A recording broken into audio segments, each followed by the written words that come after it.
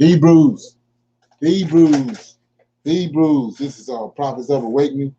This is our Friday night Q&A class on the 27th of August, 2021. I'm just going to top off what I did last night. I'm going to read Joshua 91, and then I'm going to go back and read Joshua 81, because there's a lot of stuff in there that need to be brought forth. So I'm going to deal with Joshua 91 and Joshua 81. So with that being said, I'm going to ask everybody to like, share, subscribe, hit the notification button on this channel. This is a non-Messianic channel. We deal with the Tanakh and the Torah. Tanakh is the Old Testament, and the Torah is the first 5 books of the Old Testament that was given to Moses on Mount Sinai by the Lord of Hosts. So shalom and welcome everyone.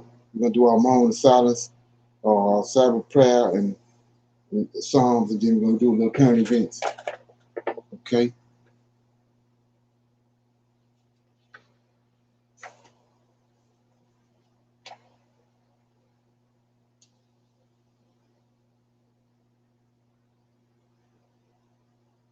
Holy, holy is he who sits high and looks low. Faithful and true is he who sits upon his throne.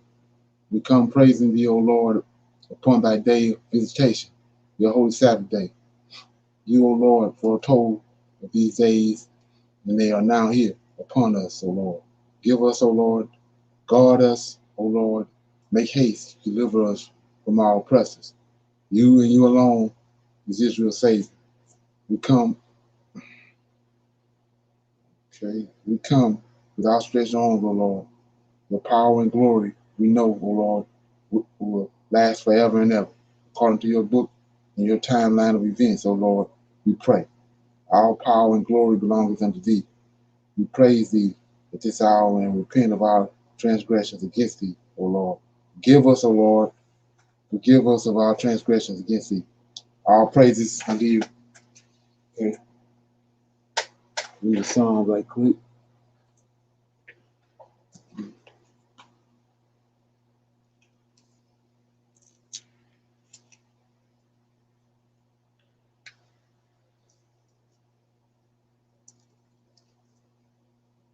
Okay, I'm going to read Psalm 19.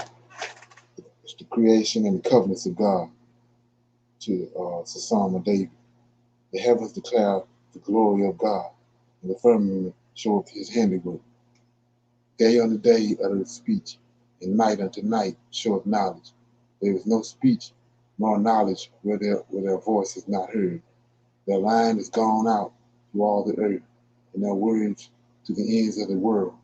In them he set a tabernacle for the sun, which is as a bridegroom cometh out of his chamber and rejoices as a strong man to run a race. His going forth is from the ends of heaven, his circuit unto the ends of it, and there is nothing hid from the heat thereof. The law of the Lord is perfect, converting the soul. The testimony of the Lord is sure, making wise the simple. The statute of the Lord are right, rejoicing the heart. The commandments of the Lord is pure, enlightening the eyes. The fear of the Lord is clean, enduring forever. The judgments of the Lord are true, and righteous altogether. More to be desired are they than gold, yea, than much fine gold, sweeter also than honey and the honeycomb.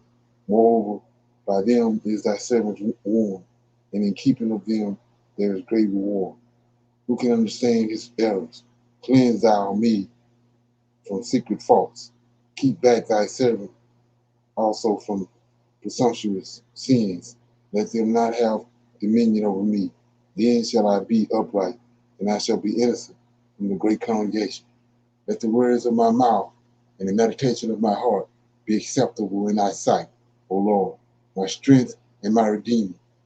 Okay, that was Psalm 19, and it's a creation and the covenants of God. In the Psalm of David. Okay. Anybody got any current events? Comments about that?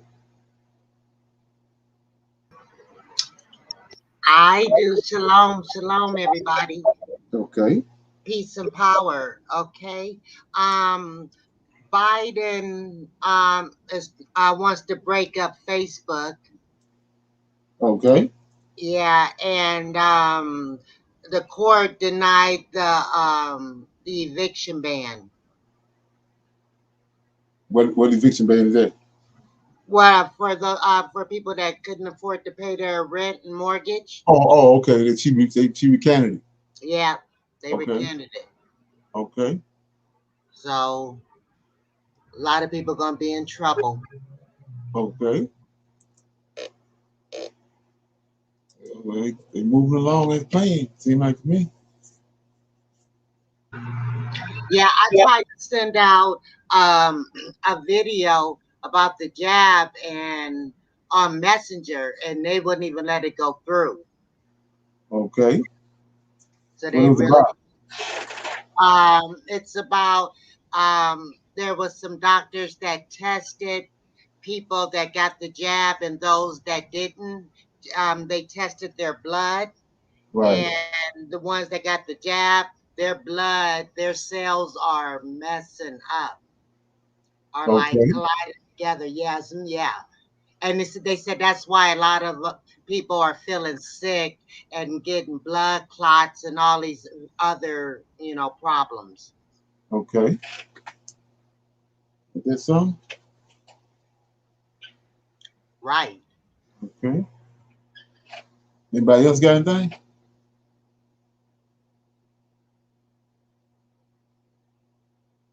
Okay. I got a couple.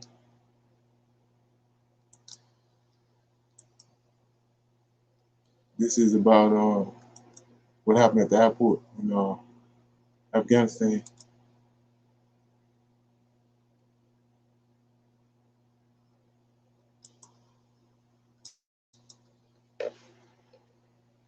Can you see that? Yes. Yes. Okay. It says Afghanistan live update. At least 170 people are killed in the Kabul airport bombing. The bombing outside Kabul airport Thursday that killed 13 U.S. troops, left at least 170 people dead and at least 155 injured, according to one person with knowledge of the matter who spoke on the condition anonymously. Okay, autonomously.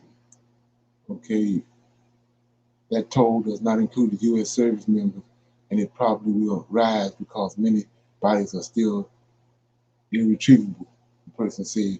A local affiliate of the Islamic State claimed responsibility for the attack, which marked the deadliest day of American forces in Afghanistan in a decade and one of the deadliest in the nearly 20 years of the war. So it said the U.S. troops in the Kabul are bracing for more Islamic State attacks that could include car bombs or rocket fire at the airport. A top U.S. commander said the mission there being performed is dangerous and has now come with significant loss of American personnel, but it is a worthy mission because they continue to evacuate folks out of the region, out of the airport.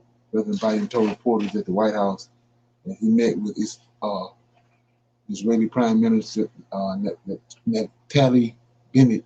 They've evacuated more than 12,000 additional people out of the airport in the last 24 hours.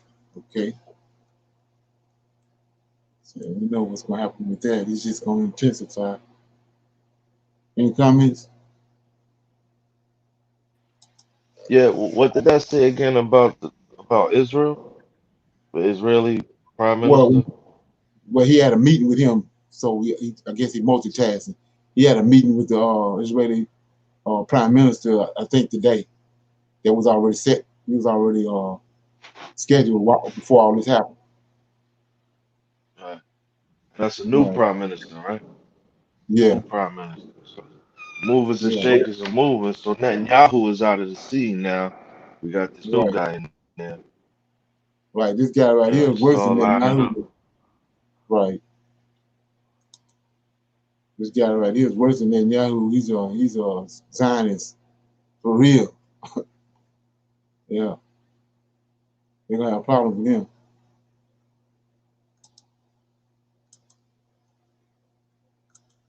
Okay. And this right here is about just another problem. That, and China induced it. Here we go. Worse than a plague of locusts? How about an invasion by so-called murder hornets? Here's Luke Burbank. Ted McFall of Custer, Washington, loves his bees. Like, really loves them. Some people love their cats, some people love their dogs, and This is what I was telling you about all these mutations they doing, all this messing with all these animals and altering their DNA and all that. beekeepers love their bees. Some bee colonies are a little more aggressive or a little more cranky. Some bee colonies are faster to store honey. Each colony kind of has its own little personality. He and his kids even name some of the queens. I'm not sure that I want to say on national TV, but some of the names are like Beyonce. Our favorite one this year was Queen Elizabeth. Just silly names. Which is why it was so upsetting for him when he found one of his favorite, most productive hives had been slaughtered. That particular colony had a good 60,000 bees in it. They killed all the workers, the drones, the queen. They slaughtered every last bee in the entire colony. The likely culprit? Something called the Asian giant hornet, which you may have also heard called the murder hornet. More on that in a minute. Whenever they find a beehive, they will slaughter all the bees, go inside the beehive, and then rip out the pupa and rip out the bee larva, and then they will fly that back to their own young and feed that to their young. I mean, I know nature is violent, but that's like horror movie violence. Yeah, it is total horror movie violence. And it's not like the bees are able to mount a defense, because our Western honeybee are totally helpless against this predator. Scientists think the hornets hitched a ride over to North America on a cargo ship. And Chris Looney is hoping they don't get too comfortable here. They have one of the more painful stings that's known to humankind. Looney is an entomologist in charge of exotic pests at the Washington State Department of Agriculture. Their jaw can actually can take a chunk of flesh out of a human body. I mean, if they bite you, they can take a little divot of skin out. They use those jaws most of the time for mashing up other bugs and turning them into the meatballs that they take back to feed their larvae. I guess you'd be hard pressed to decide which you're more worried about. If one lands on you, is it going to bite me or sting me? With 5 confirmed hornets found in Washington State, Looney and his colleagues are trying to figure out how to spot the hornets' underground nests and eradicate them before they start reproducing in large numbers. We're experimenting right now with infrared cameras, essentially, to see if we can locate those nests in the ground. The nest will stay at about 87 to 90 degrees Fahrenheit. So in the cool Pacific Northwest mornings, they should stand out to some degree. We are in talks right now with researchers at University of Washington to see if we might be able to use radio transmitters or radio tags as a way to follow them back to their nest. Yes, you heard that right. These hornets are so large. So you see, you can tell that this thing been mutated and did something to it and got it like the way it is. Just the size of it. So look at this. This is another video pertaining to the same thing. Okay.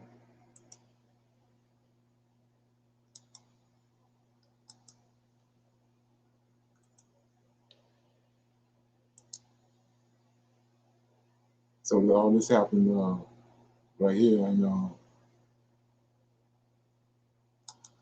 Washington, D.C.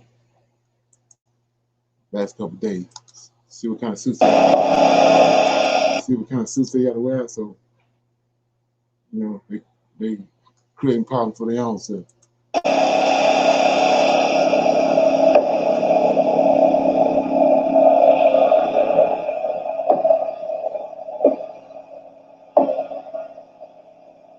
So we ain't been seeing these things, you know what I'm saying? And we ain't been having to wear these type of suits, not for no bees or wasps, but all of a sudden, so we know that this is concocted.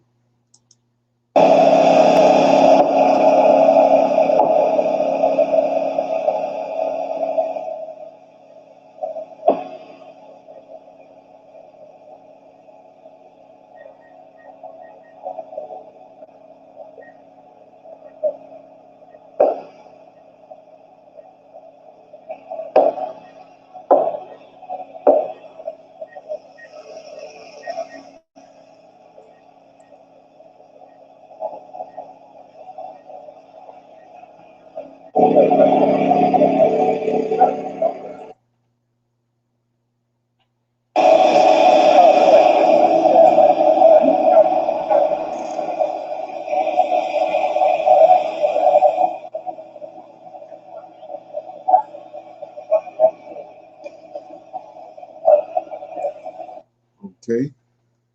Anybody got any comment on that? Okay. Yeah, it takes all of them in those funny suits, looking like they're dealing with ET in them. Right. Exactly. If there's some, yeah. So they had, like I said, they creating all this stuff and backfiring on them, and here they come. Like I said, this thing ain't been around, and all of a sudden now it just pops up. You know, same way with the gangster. Okay. Anybody else got any comments on that? They can take out people with those bees too if they want to. I bet you they got them programmed. All right, exactly. Oh yeah, the guy was saying how when they bite they can take pieces of meat out. So that's a big hornet. Right. Yeah, exactly. Okay, yeah. So I was dealing with that. We was talking about it I think a week ago, and we had a couple other classes on it about America and people in America before Columbus came. I'm gonna deal with this video right here because, like I said, I'm just you know building on that on the evidence. Like, on everything I bring up, I try to build on it, to the point where maybe it helps somebody. So this right here is by Astra, and this how like I say, this how these people lie to us, keep us, always keep us off. Well, they used to keep us off. They can't do it no more. So here we go.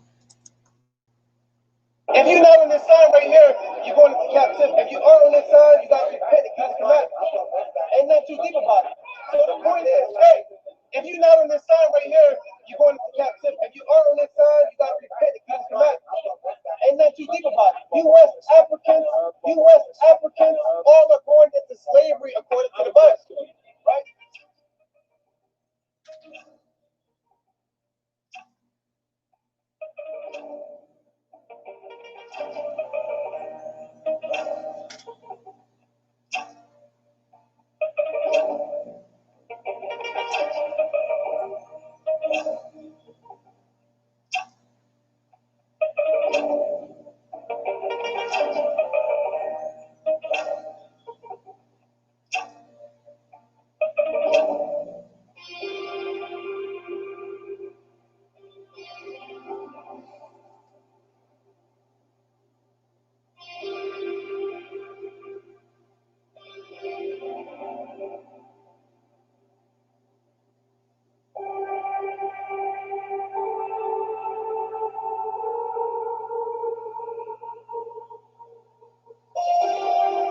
this, because there's two trains of thought that I've heard people say. Some people have made the claim that some Israelites still are on the West Coast. Some Israelites say they're all gone out of there. So what do you think the validity? Do you think that there's still some there? So a lot of Israelites in southern Nigeria and in the country next door used to be called Dahomey. Right, I've read about Dahomey. Yeah, but now called Benin. Benin. In fact, that word Benin is a corruption or contraction from the Hebrew word Benaim Ephraim, which means the children of Ephraim. Now that's in your book. Yes. I came across that. In fact, that word Benin is a corruption or contraction from the Hebrew word Benaim Ephraim, which means the children of Ephraim. Now that's in your book. Yes. I came across that.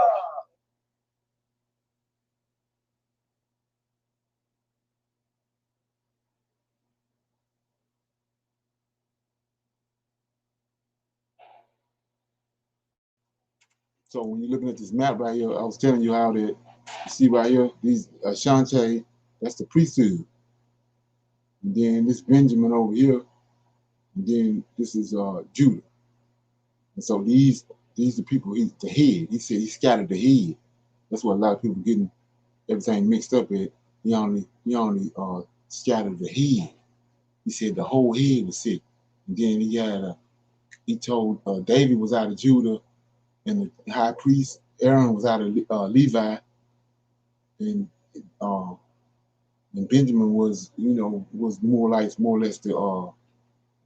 where a lot of the warriors came from, out of Benjamin. So they were the head, and that's who was scattered on the transatlantic slave trade. So the 10 tribes is still in Africa, and when we watch this here, we'll see that right here. This is where they came from. It says Shantay right here, Benjamin,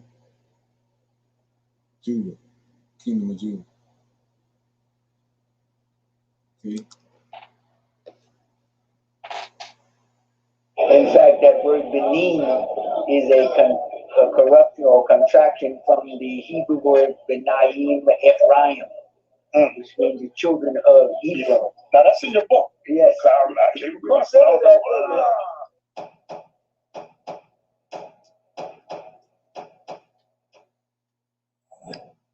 Now we got Gadites, coming in the truth now, brothers and sisters.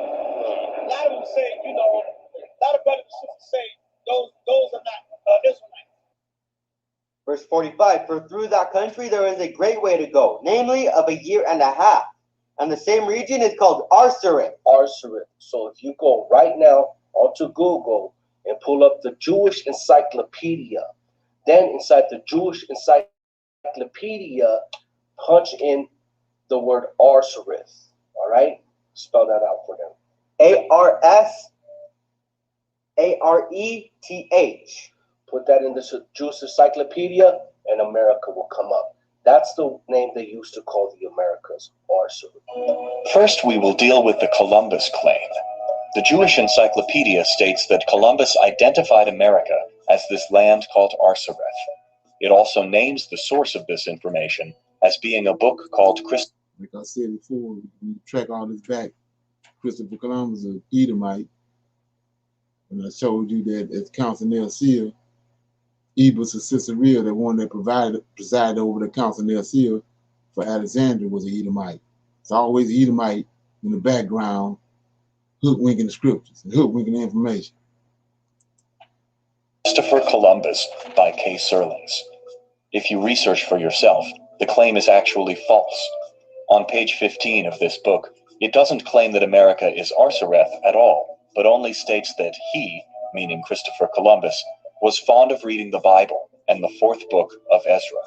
According to the Book of Mormon, after his resurrection, Jesus came to the Americas to preach to the Indians, who the Mormons believe are really Israelites.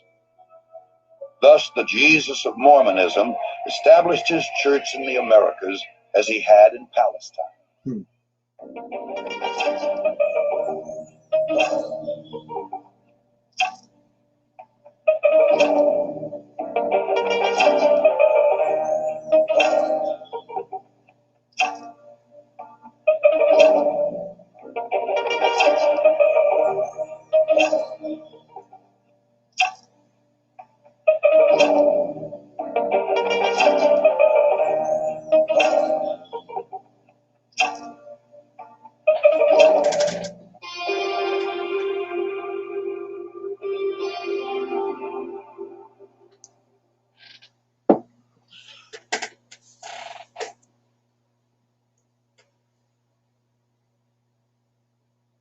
Of our glory that has maintained a dynasty. He is the 34th king in Obugad. But apart from that they have maintained this kingship and dynasty, other Israelites are equally in Igbo land. We have Zebulun, we have Ephraim, we have Menashe, we have Reuben, we have Danites. They are all here in Igbo land. We have Zebulun, we have Ephraim, we have Menashe, we have Reuben, we have Danites. They are all here.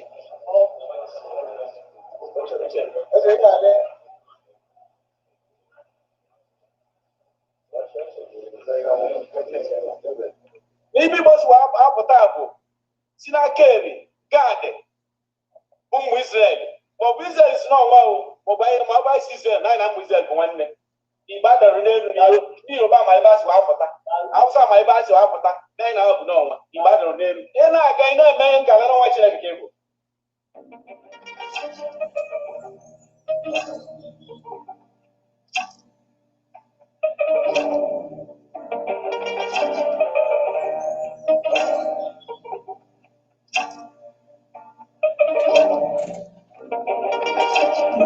So all you gotta do is look at that. Look how crazy that is. See, you look over here, the truth of the matter, you see where the Israel was at, the 10 tribes. When they came out of Assyria, they came here. Crossed the Euphrates, Most High opened up the red. He opened up the Euphrates, that's like he did the Red Sea. He came across here. Now look at this, it's crazy right here.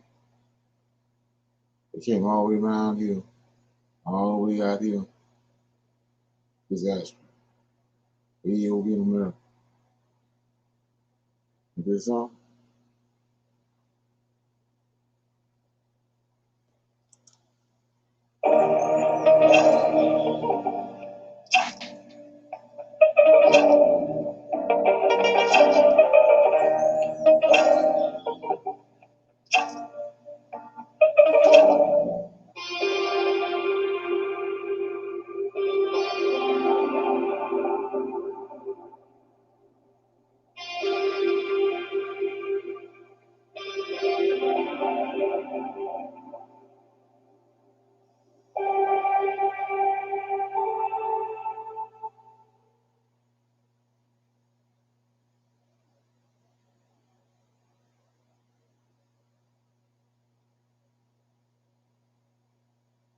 Yeah.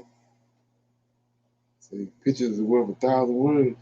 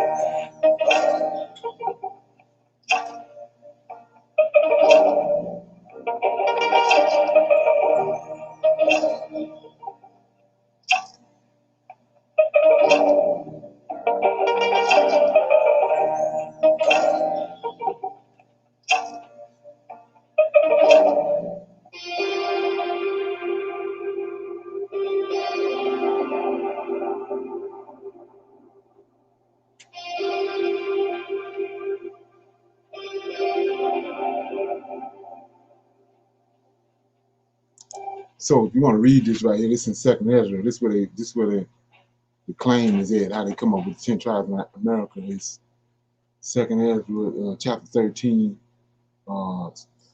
starting at verse 40.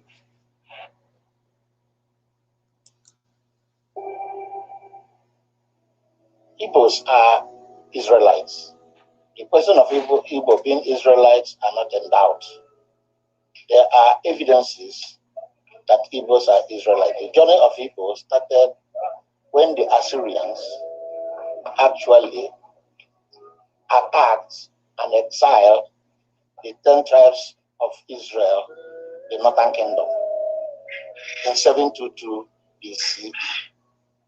From that period, in 722 BC, from that period, all the 10 tribes were scattered. The bulk, according to Mazutra, were taken to Africa, were taken to Africa, were taken to Africa.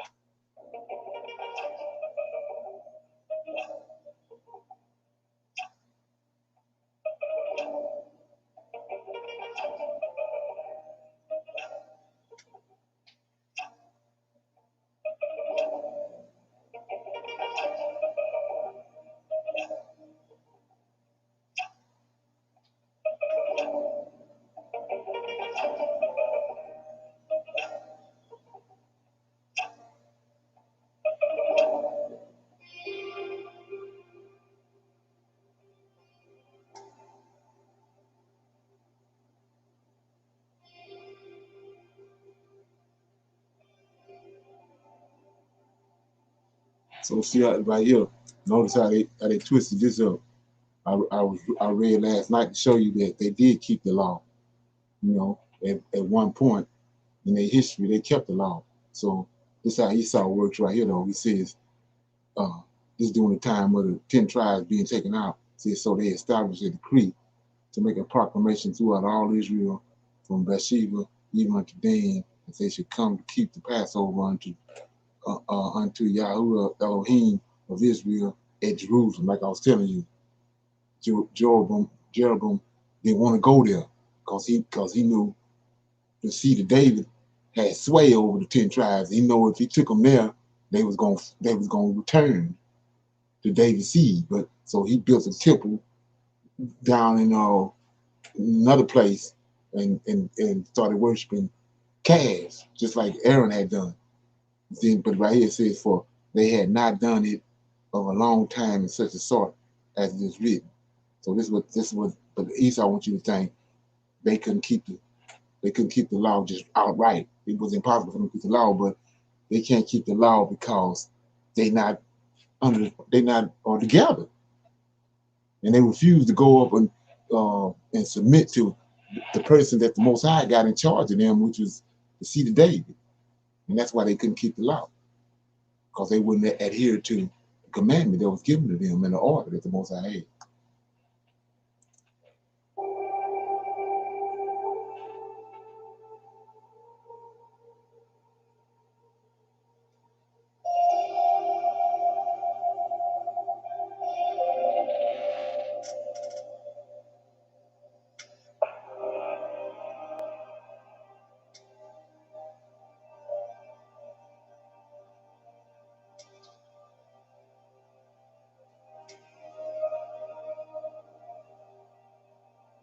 See that? Back to the land. See what 2 Chronicles 39:9 says, for if you turn again unto Yahuwah, your brethren and your children shall find compassion before them that lead them captive, so that they shall come again into this land. That's where it all go down there. For Yahuwah and your Elohim is gracious and merciful, and will not see that word. His face will not turn his face from you if ye return unto him. And he's in the land. That's where he at.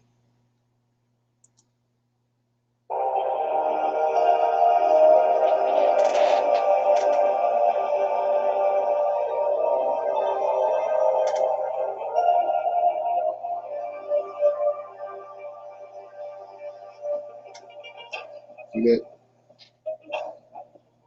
Proclamation went out, but they laughed at him and mocked him.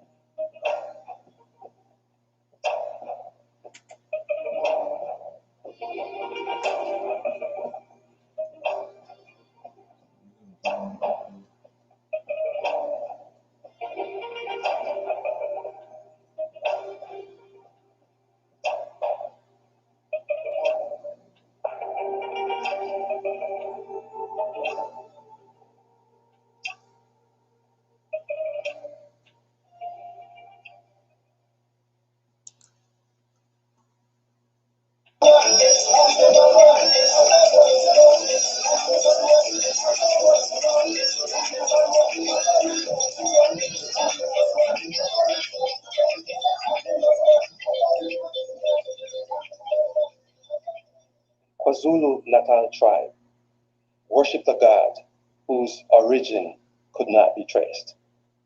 And they worshipped this god on a special day. And on this day, no manual labor was performed. People could not harvest their crops. People were not allowed to do any kind of cultivation. The day was solely devoted to the worship of this god. This day of worship was Saturday. The concept or the tradition of the seventh-day Sabbath has always been pervasively ingrained in the Ashanti culture. One needs to know that in almost every African culture, religion or the concept of God is ingrained, is intertwined in it. So the question, how far back is the Sabbath tradition, quite frankly, for an African or an Ashanti, is really a question that shouldn't be asked. Because as far as they know, it has always been part of life as they know it. My every people will notice that the name Hawa, which is translated to Hava or Eve, has two words in it. The first is Ha, and the other one is Wa. What is Ha in the ancient Hebrew or Ewe tongue? Ha means the sun. What is Wa? Wa means to create or made or make. So now if you put the two words together in the name Hawa, it means created from the sun. What it's doing is actually defining reality, is telling you what really happened in the text. Let's look at the name Adam. Adam has a variant, Adam. That is how the M is pronounced, Adam. Okay, when you look at that word or that name Adam, you notice three things. You notice the word in ancient Ewe is he or she. And then you will notice de. De means to resemble, to look like. And then the last, ma. Ma is me. You put these together and what you get, he or she resembles me. Now, go back to the text. Let us make man in our image. The person made, the entity made, resembles the one who made it. So the name Adam means he or she resembles me. In fact, that word benin is a corruption or contraction from the Hebrew word benaim Ephraim, which means the children of Hebron. Now that's in your book. Yes. I came across that. I was like, wow. So Arachuku, here we come. It is also an ancient city, the warriors. Yeah. They call it the Ephraimites. Okay. Ephraimites. Let me show you around. Yes, Ephraim, yeah.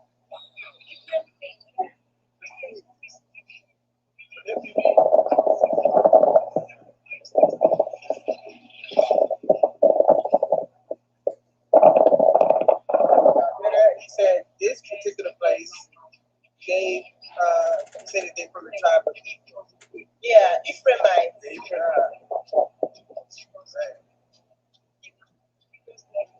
Ephraim being Joseph's children, not Jacob, Joseph's children. Joseph have two sons, Manasseh and Ephraim. Manasseh and Ephraim. And again, even Ephraim, the mother of Ephraim was not even European, but from Africa, Egyptian. I think we have a video that we talk about it, so you can check that one out. So all the lies that is out there to let you know that the Hebrew Israelites or the Jews are different race. No, they are the darker race, which is the West Africans.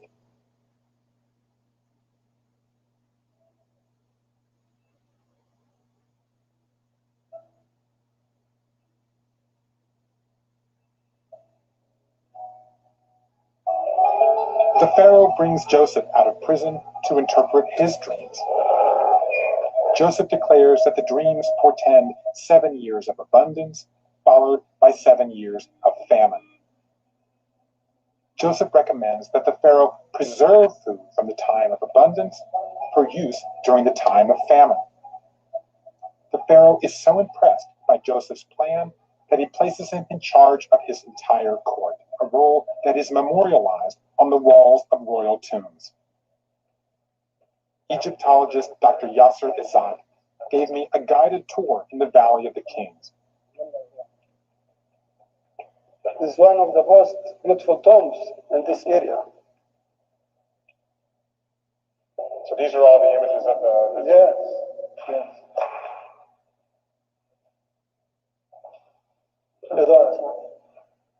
As you see, and everywhere here they show the title of the museum. You see the blue circle up. The circle with the dots in it. Yeah, above it you see the sign above it. You know, what is that sign? Yeah, this is Imran. He is the overseer of the city. Almost like you can draw a direct connection between these hieroglyphs on the wall and what's in this book. Yeah.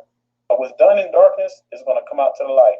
So what we're going to do is we're going to talk about a few things, and then we're going to go deep into Ezra, chapter 13. And we're going to start from 40 all the way to 50.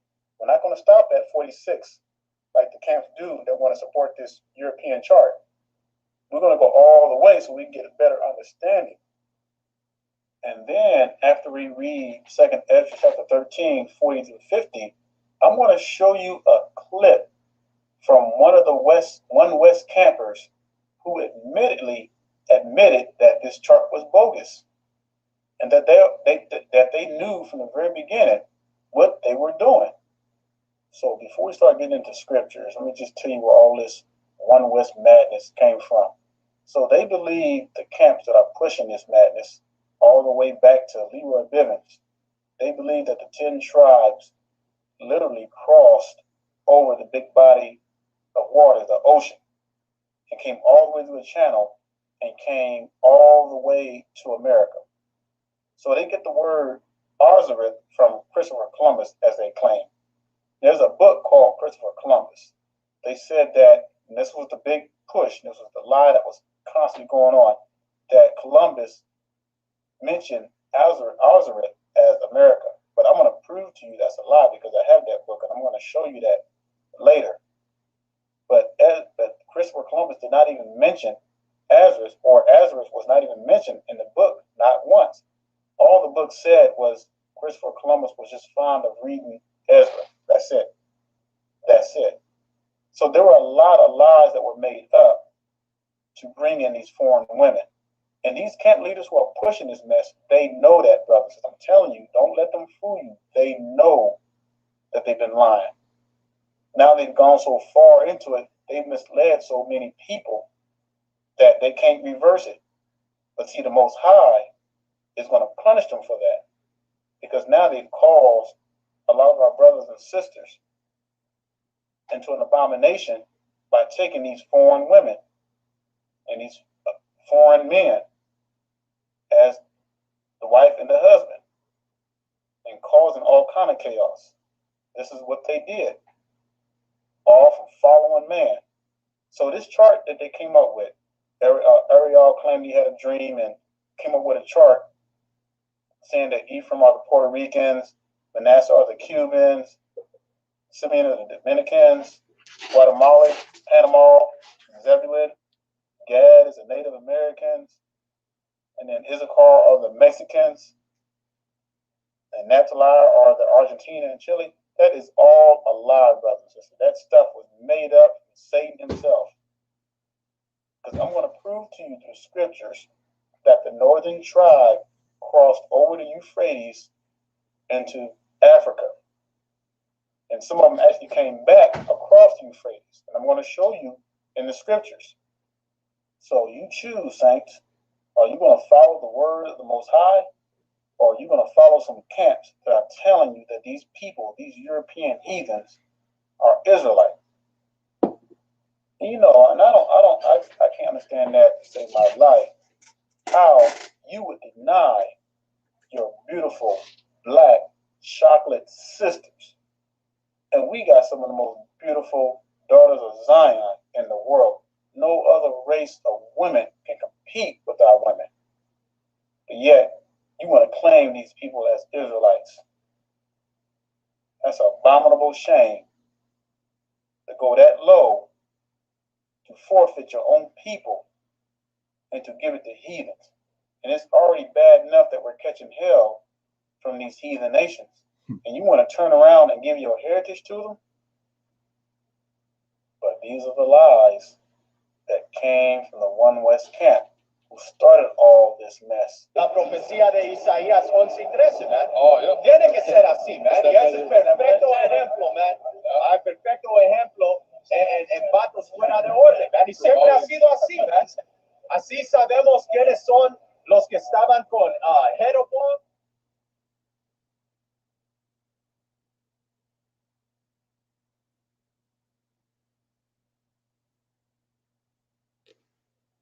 Now, we have our brothers and sisters, the Negroes, scattered to the four corners of the earth, all over the world. And we're going to talk about that because we have Negroes in Mexico. We got Negroes in Puerto Rico, and they ain't European. We got Negroes in the Dominican Republic. We got Negroes all throughout Africa. We got Negroes in the Caribbean islands.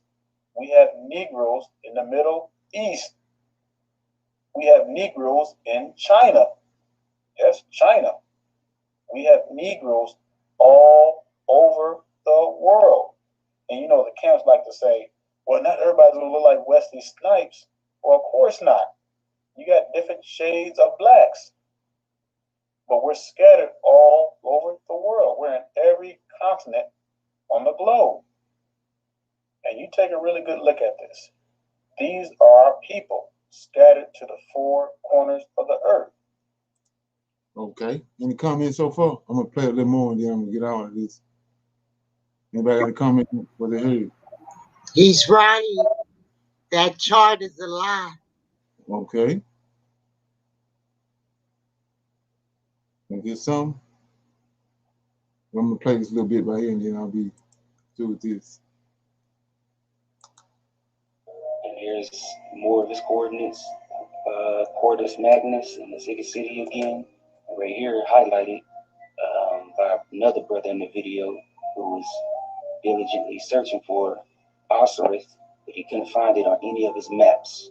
But guess what though? I found it. Check it off the map. Osiris right here in these coordinates. It is bounded on the east by Africa along the Empsagas River. Remember that, Empsagas River. You can see here the coordinates, map of the Osiris River. I see this brother here was getting frustrated. He was like, where's the Osiris River at? Because he had the coordinates, but it wasn't on the map, you know? He was thinking maybe they took it off, trying to hide it. But guess what? It's been found. Here's a map from Claudius Ptolemy. This is a map that I'm pretty sure a lot of people haven't seen, but I came across it the other day in my search. And it was copied again in 1478 AD. Let's take a closer look at it. And you see here, this is Northwest Africa, the Algeria and Morocco area. So and that's up up at the by top left, you can see that's Portugal, Spain. That's up by Sahara Desert. And that's these cities right here. Is once you come out through the Sahara Desert, you're gonna come across Morocco, all that. So they was up here for a long time on the other side of Sahara area. And let's take a closer look. Look what we got here. Remember the Empsaga River? And guess what? Osiris. Right there. Osiris. North Algeria on the shore. Osiris has been found.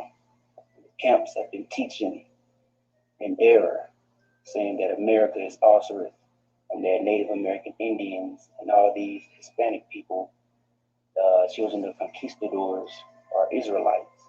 Now, there's nothing wrong with people want to take hold of the covenant and keep commandments, because everybody gonna have to do that.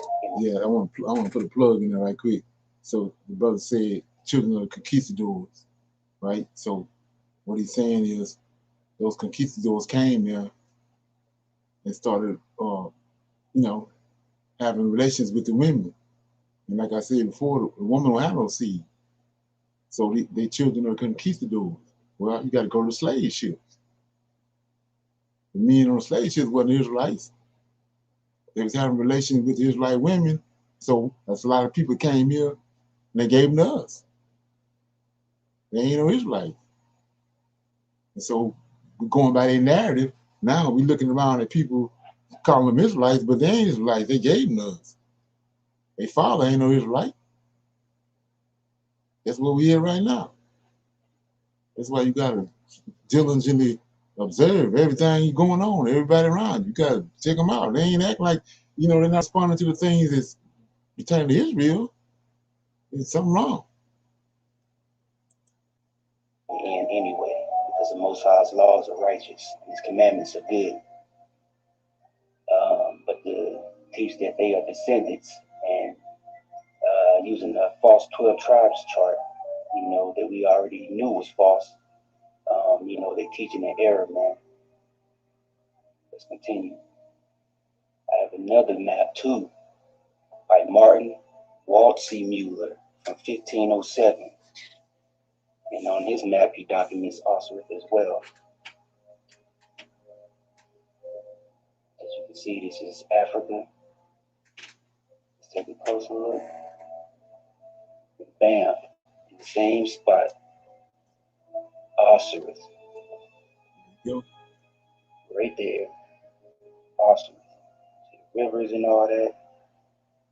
So, as most of us already knew, the camps was teaching errors, but now we have solid confirmation written where Osiris is. We ain't got to guess no more. Northwest Africa and that whole West Africa region. And we would have to look and see what people were there, because the 10 tribes came into this area. It had to have been around 700 BC to 500 BC, somewhere in that time frame. So we would have to look and see what people were there during this time frame. And yeah. So what you have to understand about that is what we was talking about, how twins was born in different times during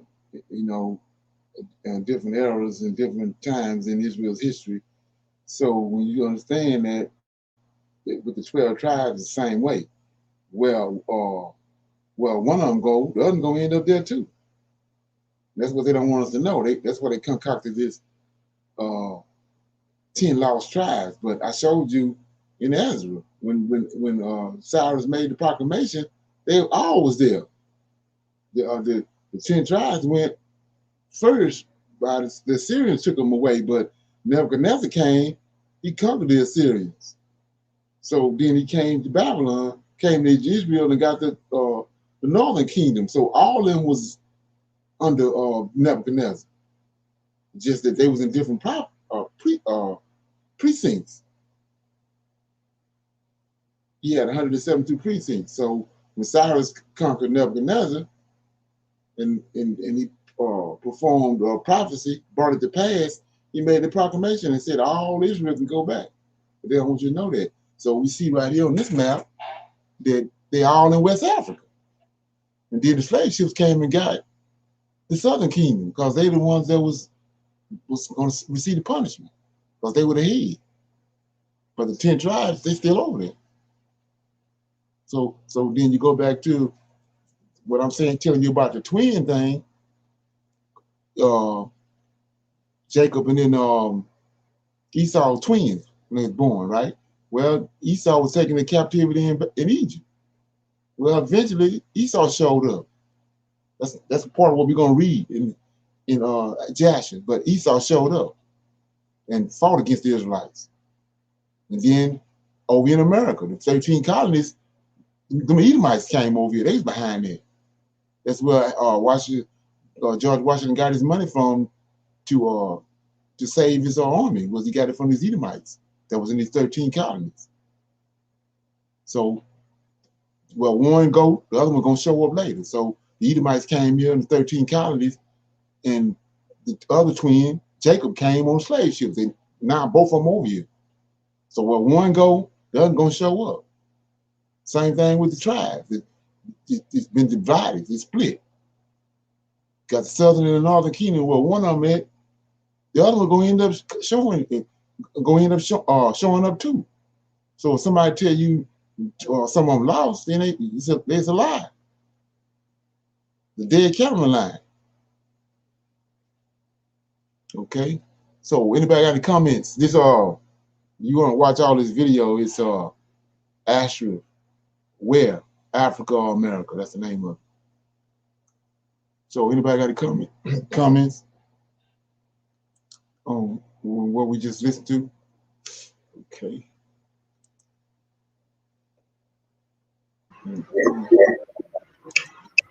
That was good. I like looking at maps because, you know, the maps have been changed so many times, but when you can go back and find those old maps, you get a lot of drop. Right, exactly. But you got to understand, he ain't left no stone unturned. Like I said, when he started telling the lies at the beginning, he had to tell thousands of lies since then.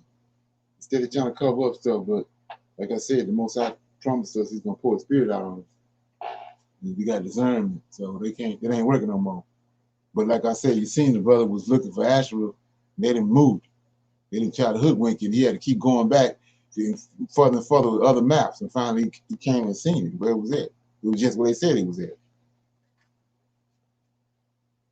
So you get to a point when, you know, like I say, it's automatic that you don't believe nothing you hear from them. Nothing they say. You got to go back and, like I say, on Prophets of Awakening, a foundation being laid.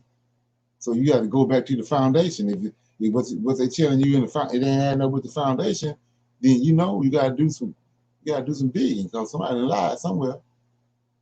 And the Most High gonna uncover it. He gonna show it to you. Right, and he had, you know, receipts. Right. Two witnesses. Ain't that so? Anybody else got anything? Okay. Yeah, Leonard. Yeah, what you got? Okay. There's a scripture I know where they were coming out of one captivity and they was trying to figure out who the Levites were. Right. They was trying That to was gain in. an understanding. I don't know. That's in Ezra in the Right. King James. It's in the book of Ezra, not the Apocrypha, right? The book of Ezra. Right. No, it's in the King James. It's in the Let's King look at James. that. That's Let's look what at I mean. Yeah, because that's what I'm saying. Like, so these brothers could immediately now say that they know who Gad is and they know who Ephraim is, but we can see they were coming out of captivity trying to figure out who the Levites were. So how do they immediately gonna say they know right, what exactly. tribe you're from over here? Right. It go back what we was watching the other day. It's somewhere in that situation, it's Edomites that gave them that information. You know, and they went for it. Throw us off. So it's you were saying that you brought that up, but I was going to show you there's something else. There's a deeper understanding that's going on with that about when they were trying to find out who those Levites was. Let me get it.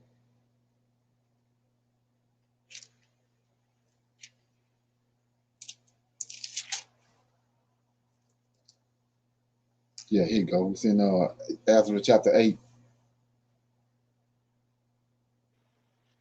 Okay, got it. Verse 15 says, "And I gathered them together to the river that runneth to Ahava, and there abode we in tents 3 days. And I viewed the people and the priests, and found there are none of the sons of Levi." Right.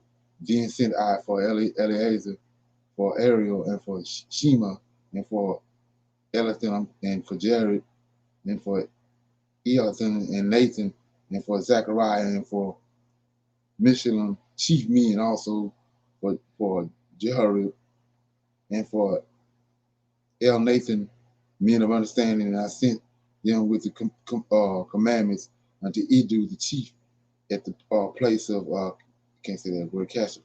And I told them that they should say unto Edu and unto his brethren. See, here we go right here. Just a deeper meaning.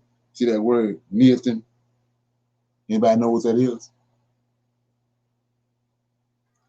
Giant. Okay, yesterday, last night, I was told I you.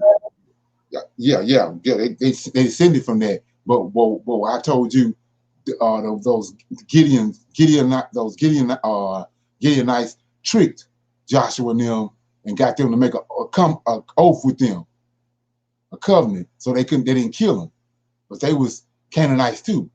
So because they had tricked Joshua and them, and Joshua and them had made a covenant with them under the name of the Most High. So to clean that up, Joshua made them hewers of stone, and they go and get stuff for the priests. See what I'm saying? They going to get this whenever they got to make a sacrifice and set the fire up and all that. They go get all the wood and all that to get everything set up for them. So they watching what the priest doing. So when they left from Babylon and went into captivity for 7 years on their way back, now they just stepped up and tried to be the Levites because they know how to operate like the Levites. For the Levites, they've been watching them for years. That's who these people is right here. And that's what nobody don't know. That's what's going on. They went and got some of these people in the New Testament. And I told you when Esau stole the land in Obadiah, they went and got some of these clowns that always wanted to be priests. That's where all this drama coming from, Sadducees, Pharisees, and all that. So like I say, Google that. Do your research on that. That's what the problem is right here. This even tied to the scenes and all that on the Dead Sea. So I'm gonna keep reading a little more of it. It says the Neathan and the place of Casper that they should bring unto the ministers for the house of our God, and by the good hand of our God upon us, they brought us a man of understanding of the sons of Melah, a son of Levi, the son of Israel, and Shebat and his sons and his brethren 18. See, it's not that many. He went and found some. All the ones that was there were posing as Israelites. They was these people right here from the Canaanites. So 20 says, also the Neathan whom David, see that? And the princes had appointed for service of the Levites. See that? 200, it's a whole bunch, it's a truckload of them. 220 Neathan, all of them men were expressed by name. And that's what Ezra called, peeped out. So he said, now, he looked at the register, he traced it in his back, they ain't no Levites. So he said, go get some Levites. So they was trying to get in right here. You know what I'm saying? But when the Greeks came and Antiochus them came, this who they ended up siding over with the Edomites and showing the Edomites all that how the temple operated and all that. And they ended up becoming, they started making them Levites. That's where all the drama come in at. And like I said before, so when Israel was gone on the west coast of Africa, they had these clowns there to show them what to do. They was watching everything they do. It's like in the gardens, you know, people not understanding what's happening. Lucifer was cast out, but he had a third of the angels priesthood with him. He showed up in the garden, but he got a third of them with him. They watching. And so that's why the scriptures say, when the daughters of men multiplied, they saw what he done, but they couldn't do nothing. It was one woman in the garden.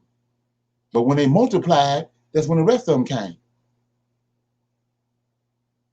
They ain't just decide to come down from and do what they did in chapter 6.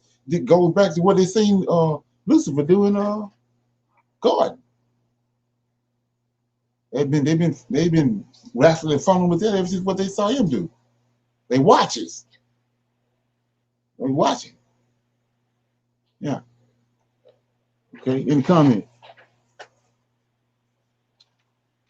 Yeah, that breaks down a whole real understanding of what wickedness is. 'Cause that is Right. wicked Yeah. to usurp Just like I people's said, Google that knowledge word. and wisdom. Right. Yeah, man, that's deep. I was Yeah. trying Yeah. to So find Google something. You that done threw word me though. off on that. I'm looking at this totally different. Huh? Yeah. Yeah. That's You have crazy. to. Right. So Google that word though. Everybody get a chance. Google that word. Yeah. Like I say, you'd be amazed. Anytime you see the I am, you need to go check it out because it's a dead cat on the line somewhere. Okay. Anyway, so let me see. So I'm gonna open it up for anybody have any questions or comments from during the week or whatever, and then I got this video I'm gonna show you about that I saw pertaining to the economy and all that today, this morning. And you know, it don't look good. But anybody have any questions? Open up for any comments or questions from anything they dealt with during the week or classes during the week. Shalom. I Okay. have some questions because I've been digging on First Kings, Second Kings, and the Chronicles. Okay. So my question comes from 2 Kings 6 and 17. Okay. And let me get there. Okay. So my question is, and it says, Elisha prayed and said, Lord, I pray thee open his eyes that he may see. And the Lord opened his eyes of the young man, and he saw, and behold, a mountain was full of horses and chariots of fire round about Elisha. And my question was this like the same type of vision that the Most High gave those people as he had put on Esau when Jacob and went to go meet up with Esau, and he made Esau pass through a bunch of like angels and stuff, and it scared him. Right. Yeah, same thing. But you have to understand, I was telling you about the pineal gland. He working through the pineal gland. Uh-huh. That's why he said, he says, when you understand that, he told them, Aaron and Moses, Aaron and Miriam, that everybody else I dealt with through the pineal gland, which because that's where how you get the dreams and visions. But he said, but Moses, I talked to him face to face. But Right. everybody else, he said, I dealt with through the pineal gland. Pineal gland put there for a reason. So Okay. that was Second Kings or Second Chronicles or Second Kings. 2 Kings 6, chapter Okay. 6, verse 17. Yeah, I was in Second. That was Second Chronicles. And then in 2 Kings 6 and 27, because I know we were talking about leprosy and everything, right? Right. And this is when was 27 to 31, I guess I had questions on, but this is when the servant went and after Elisha had healed the guy from leprosy, had him, the king's servant, had him bathe in the river 7 times or so, and then his servant, Elisha's servant that is, went out and took money and stuff from the guy, even though Elisha didn't want that, and he put the leprosy back on him. Now, right here, let me What see. chapter is that? I'm in chapter 6, 27 through 31. So, Second Kings. yes. I see Second Kings chapter 6, 27 says, and he said, if the Lord do not help thee, when shall I help thee? Out of the born flower or out of the winepress? And the king said unto her. So Sorry. sure. I do Oh, got questions on that. I got my stuff written down, but I really didn't understand my handwriting, to be real. But I did have questions on that too, because I didn't understand what that had meant. But what I was looking at, if you look over to the next page, chapter 7, verse 3, and it says, and the 4 were lepers men. Were those people, did they have leprosy too? yeah, that's what I was saying. It's all the same thing, but they didn't try to hoodwink us. So, like I was saying before, when you understand this right here about leprosy, there ain't no way in hell that Noah was no albino. That's a dysfunction. No, it can't be no albino. But anyway, so the same thing when you see leprosy right here, it's the same thing. You go to Genesis chapter 3, right quick. So they you know, like I said, they got literary geniuses when they came in and hoodwinked this. They know just how to play with words. So it says right here in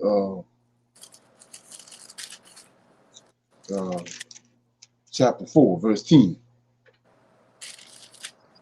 You got it? Yes, sir.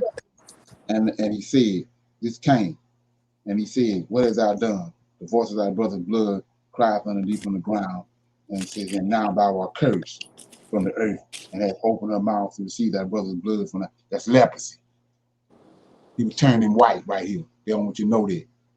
And no different than over here with 7 and 3. And there were 4 leprous men at the entering in of the gate, and they said one to another, why sit we here until we die? It's no different than what these men and Cain, what he did with Cain. And none of them no good. Same thing he did with Miriam. Okay. I want you to know that. So when the African and the Israelites first saw those white folks, it was drama because they looked at it, saw them, and they already knew what was up. Right. They knew it wasn't nothing good, but they don't want you to know that.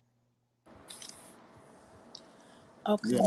And before you take off, could you break that down to me about chapter 6, 27, 20, it says, 27, he said, if the Lord do not help thee, whence shall I help thee? Out of the barn floor, or out of the winepress? And the king said unto her, so is this the same, because I've been trying to get a better understanding of Syrian and then Samaria, and you know what kings was all alive during those times, because the kingdom was still divided during these times. So I was trying to get an understanding, so I'll know what was going on. And I know that they went and one of these nations was starving, so that they end up eating their own kids. Right. So did Elisha help out the people of Samaria, or was this somebody else? Like this chapter was just a little bit confusing.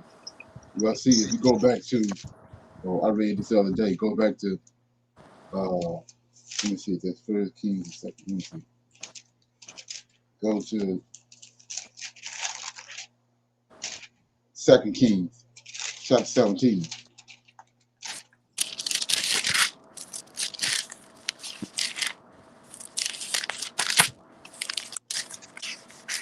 So you got it? Almost. Okay, I'm here. I got it circled. Go ahead. 2 Kings, chapter 17. I'm starting at verse 21. This one is when the king of Assyria came to the 10 tribes. It says 20. Verse 20 says, and the Lord rejected all the seed of Israel. Got to remember, that's the 10 tribes. When you say Israel, that's the 10 tribes. It's also Ephraim, because Jeroboam was out of Ephraim.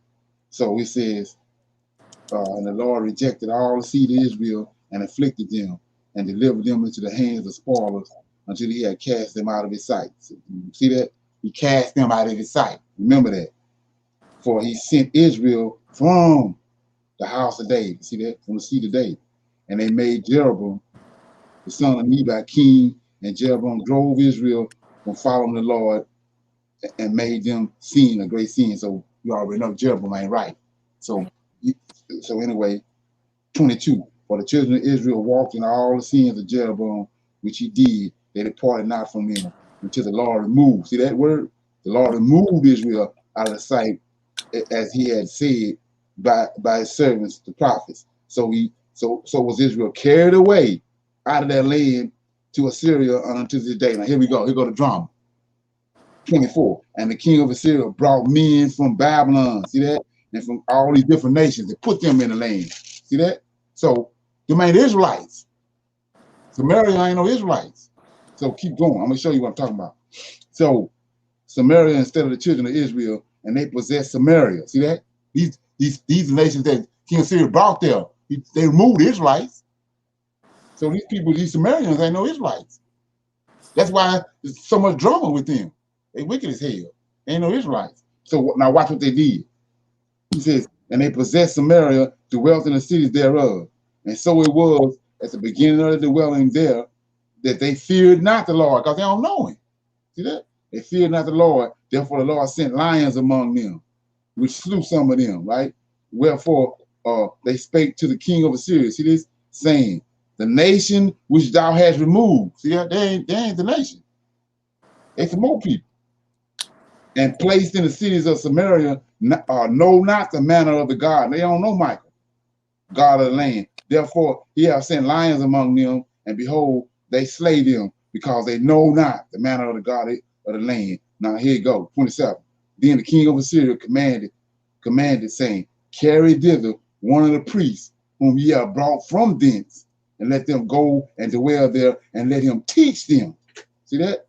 The manner of the God of the land. Then one of the priests whom they had carried away from Samaria came and dwelt in Bethel and taught them how they should fear the Lord. See that? They ain't no Israelites. Same problem right now. Bunch of these folks ain't no Israelites. I told you all the raping and all that happened on the slave ships and in the slave quarters and all that. No, these ain't no Israelites. That's where the drama coming in at. So all that's why you get all that drama over there after the Israelites left and went on the West Coast. All that Sadducees, the Pharisees, Galilee, and all that. Now let me show you something one more thing while we here. I'm in Judges right quick. That's a hell of a drama right there. When you understand it's 10 different tribes of 10 different races of people been brought there. Ain't none of them Israelites. That's drama. So I'm in Judges. This right here kills the New Testament. So Judges chapter 3. Make sure I'm in the right place. Okay. Judges chapter.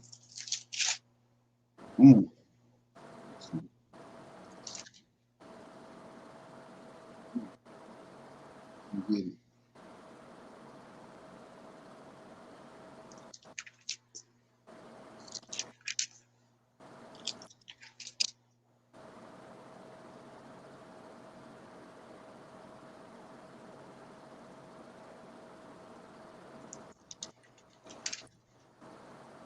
Chapter 4.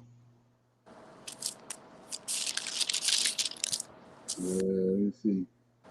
Yeah, chapter 4. The Judges. I'm starting at verse 1. It says, and the children of Israel did evil in the sight of the Lord when Ehud was dead. So this guy Ehud, whatever his name, he's one of the, I told you, deliverers that delivered them out of one of the captivities, out of the 13 captivities. So verse 2 says, and the Lord sold them into the hands of Jabin, king of Canaan, and he reigned in Hazorah. See that word Hazorah?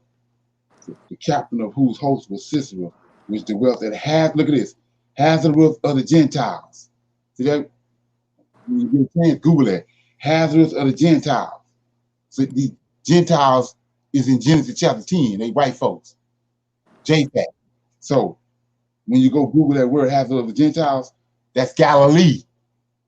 They're all around. It's some Gentiles in the midst of Israel, all around the lake, the Galilee, the lake of Galilee, the Sea of Galilee. Them all Gentiles right there. So I told you when Caesarion came back from hiding up in the monastery for 18 years, he went to Galilee. The Gentiles in Galilee. Say that again. When who went where? Japhet? Caesarion. I told you Cleopatra had a whirlwind romance with Cleopatra, and they had a son, Caesarion. Ooh, okay. So 12 years old, when Augustus Caesar came, he had to, in order for him to become the Caesar, after Julius Caesar got killed, he had to kill Caesarion. Caesarion was the rightful heir. He had Julius Caesar blood. He had to kill him, Cleopatra, and Mark Antony. Mark Antony was Julius Caesar's #1 general. He was them three stood in his way. So he got 3 legions and went to Egypt. He had to kill Mark Antony, Julius Caesar, and Caesarion. Cleopatra sent Caesarion away at 12 years old. Sent him away up in them to another Alexandria, up in the Himalaya mountains. Sent him up there, and he stayed up there for 18 years. That's the missing years of JC. He came back at 30 years old looking for his twin brother and sister, and his other brother Thomas, that Cleopatra had for Mark Antony. They was in the province of Judea. That's who JC is. So he came to Galilee. I'm showing you right here in Judges chapter 4 and verse 2. It says, and the Lord sold him into the hands of Jabin, king of Canaan, that reigned in Hazareth, captain of whose host was Syria, which dwelt at Hazareth of the Galilee. So when you go look that word up, look that place up, Hazareth of the Galilee, it's around Sea of Galilee. The Gentiles dwelling amongst the Israelites around Galilee. The Gentiles there all the time. So when JC came back, when Caesarion came back looking for his brother and sister, he came there. He came to Galilee. That's where he got these Gentiles. He went and got. That's why they named the 12 apostles. But they killed him though. Augustus Caesar killed him. That's how Christianity started. But the Roman Empire didn't want to deal with that at first. But then when Constantine came on the scene after the beast that received the womb in the head and did but still lived, Constantine brought it back to life, but he needed a religion to bring it back to life. So then he had to embrace that religion that they had concocted from where they had killed Caesarion. And they brought the religion, made it real. But like I said, you got to be researcher on that. You ain't got to take my word for it. But I'm just connecting the dots for you. And so they took that and they eased all that into the Old Testament by using typology. But the actual person, like I said, when you go to the king, when you go to the 1611 Bible, it wasn't no J's. It's I-E-S-U-S. Issa. When you go look at that word up, it's son of Isis. They put a J on it. Wasn't no J at first. That's Issa. Caesarion. Okay? Yeah. Thank you. All right. Anybody else have any comments or questions? Yeah, so that's how you could get in the New Testament where JC spoke to the Sumerian woman at the well that he could offer her living waters. Right, exactly. It all makes once you connect the dots, then you see what's going on. It's JC. Like I said, he was when she sent him over there, he went to a monastery with monks, and all they do is learn how to heal. You know what I'm saying? And quote parables and all that. So he came back as a healer. He didn't come back like his father. He was raised by these monks for 18 years. So that's and he caused an uproar because when he came back, everybody knew who he was. So everywhere he went, they flocked. So the Sumerian woman was a Gentile that he was talking to. Right, exactly. That he's bringing living waters to was a Gentile. Right. And all the people around Galilee, Gentiles. And then the people that's in the temple that's selling all those lame animals to be sacrificed, them are Edomites, they the ones killed his daddy. That's why when he came up there, he went nuts and turned the tables and all that over, because them the people that had killed his father. These people are wicked, man. Oh yeah. But like I said, all I can do is tell you. You can put it on the shelf, whatever you want to do with it. So anyway, anybody else got any more questions? So I'm gonna play this little video right here. Everybody good? Yeah. Okay. Let me play this right here.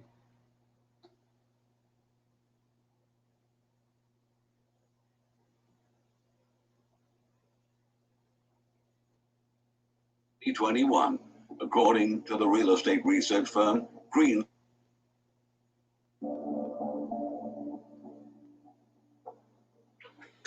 The U.S. economy is almost fully reopened at this point. However, several big retailers and shopping malls are either still struggling or shuttering stores and locations at alarming rates. Consumers are now just realizing how ravaging was the carnage. Over the past 12 months, the nationwide drop in retail sales for brick-and-mortar stores was simply unprecedented. It marked the biggest decline in over a decade. Only in 2020, tens of thousands of retail brands filed for bankruptcy, and at least 25,000 stores were permanently closed. But the truth is that the entire brick-and-mortar sector of retail has been suffering from low sales and plummeting foot traffic for years. In 2019, about 9,300 stores closed, and an additional 80,000 stores, which represent 9% of all stores in the country, will close in the next 2 years as part of the phenomenon known as retail apocalypse. The prediction reported from financial services company UBS. Already big household names such as Brook Brothers, J. Crew, Guitar Center, Pier 1 have filed for bankruptcy. The most recent bankruptcy filings include Sears, Lucky Brand, Forever 21, and Circuit City. In total, more than 60 major retailers filed for bankruptcy in 2020. Payless is amongst the ones that decided to shut down all of its stores, closing down 2,100 locations across the nation. Toys R Us also shuttered all of its 735 stores. Bed Bath & Beyond is in the process of eliminating 200 stores. Victoria's Secret has closed dozens of locations. Department stores have been particularly hard hit by the movement restrictions and lockdowns imposed last year, as well as the exponential growth in online commerce. The health crisis caused immense devastation in the sector as consumers lost both the confidence and the habit to shop in person. It's just a format that does not work anymore, as explained by Chris Kuiper, an analyst at CFRA Research. People don't want to wade through a 4-story mega store to find a couple of items, he added. Over the past few years, nearly 40% of the U.S. department stores have been shuttered, including every Lord & Taylor store and almost all Sears and Kmart stores. Neiman Marcus, JCPenney have also filed for bankruptcy, while Macy's has closed dozens of stores, and it recently announced it will close 125 more by 2023. There's no end in sight for the retail apocalypse. Given that consumer patterns won't turn back, nearly half of all remaining mall-based department stores will be shuttered by the end of 2021, according to the real estate research firm Green Street Advisors. And the collapse in brick-and-mortar sales, as well as the massive wave of bankruptcies, are already dramatically impacting shopping malls all across the nation. Industry executives say there's a huge number of malls that are either facing a financial abyss or already down the abyss and currently on life support. The past decade has seen hundreds of malls close their doors for good. And according to CoreSite Research, estimates at least a quarter of the roughly 1,000 malls still remaining will be shuttered in the next 3 to 5 years. The whole business model has just unraveled, pointed out Neil Saunders of the consultancy Global Data Retail. Without department stores as anchors, foot traffic has sharply dropped. The department store genre has been taking the Great American Shopping Mall down with it, noted Mark Cohen, Director of Retail Studies at Columbia Business School. More? Okay, so you think that's going to come back? No, I don't. Me neither. I think they're going to use the buildings to hold people in. Right. Yeah, exactly. It's what, like I said, there ain't no coming back. So it's gonna come a day where all this stuff gonna come to a head. That's what we're looking at. Let me see what's up with this right here, okay, right quick. Brothers, Michael Black says, do we believe in the Son of Mary? Yes or no? No, I don't.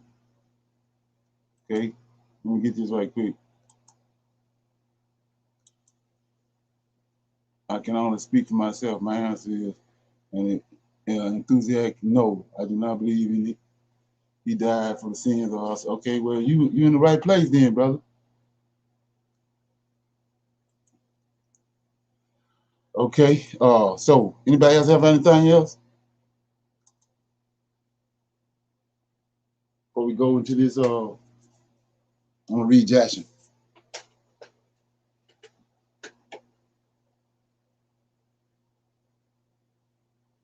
Okay, I got a little confirmation on that Galilee thing. This Andre says halfway for the Galilee is known as Upper Galilee or Galilee of the Gentiles. See that?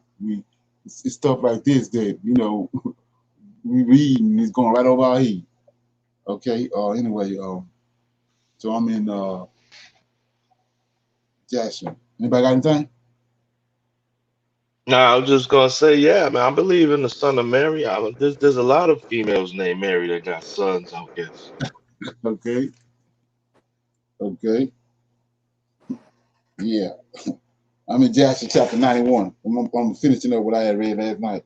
It says 91. At that time, after the death of Joshua, the children of the Canaanites were still in the land, and the Israelites resolved to drive them out. And the children of Israel asked the Lord, saying, who shall first go up for us to the Canaanites to fight against them? And the Lord said, Judah shall go up. All right. And the children of Judah said to Simeon, go up with us into our lot, and we will fight against the Canaanites, and we will go up with you in your lot, so that the children of Simeon, when they went to the children of Judah. And the children of Judah went up and fought against the Canaanites. So the Lord delivered the Canaanites into the hands of the children of Judah, and they smote them in Bezek, 10,000 men. And they fought with Anadonah, Bezek, in Bezek, and he fled from before them, and they pursued him and caught him, and they took hold of him and cut off his thumbs and his great toes. And Adonijah said, 70 kings having their thumbs and their great toes cut off, gather their meat under my table, as I have done. So God has requited me. And they brought him to Jerusalem, and he died there. And the children of Simeon went with the children of Judah, and they smote the Canaanites with the edge of a sword. And the Lord was with the children of Judah, and they possessed the mountain, and the children of Joseph went up to Bethel, the same as Lugs, and the Lord was with them. And the children of Joseph spied out Bethel, and the watchmen saw a man going forth from the city, and they called him and said unto him, show us now the entrance of the city, and we will show kindness unto thee. And that man showed them the entrance of the city, and the children of Joseph came and smote the city with the edge of a sword. And the man with his family they sent away, and he went to the Hittites, and he built a city, and called the name of the city their Lugs. So all the Israelites dwelt in their cities, and the children of Israel dwelt in their cities. And the children of Israel served the Lord all the days of Joshua, and all the days of the elders who had lengthened their days after Joshua, and saw the great work of the Lord, which he had performed for Israel. And the elders judged Israel after the death of Joshua for 17 years. And all the elders also fought the battles of Israel against the Canaanites, and the Lord drove the Canaanites from before the children of Israel in order to place the Israelites in their land. And he accomplished all the words which he had spoken to Abraham, Isaac, and Jacob, and the oath which he had sworn to give to them and to their children the land of Canaan, of the Canaanites. And the Lord gave to the children of Israel the whole land of Canaan, as he had sworn to their ancestors.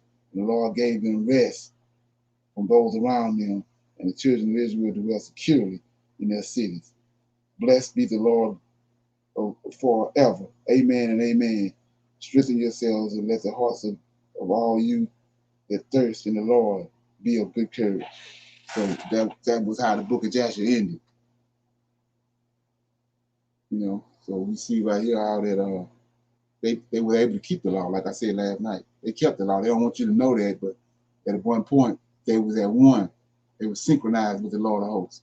The land, the Redeemer, and the people was all synchronized. They was keeping the law. Everything was all working together. They don't want you to know that because they had to find a way to bring a reason why the Most High would have a son and kill him on the cross. So they want you to think that the Israelites never could keep the law. So, yeah. Any comments?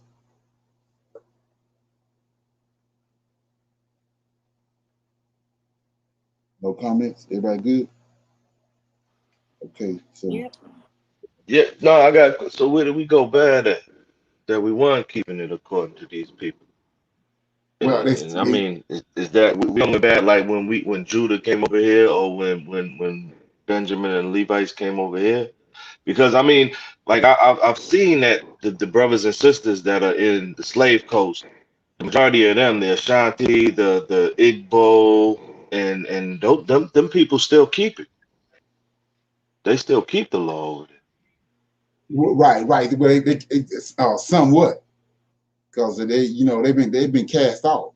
But the Yeah, they still believe in JC. Y'all know that right, though. right. So what they went wrong at? That's the purpose I was saying about. This is why they took the book of Joshua out. See, during the time of Moses and Joshua and Joshua and Caleb them, they was keeping the law. It's when those people died.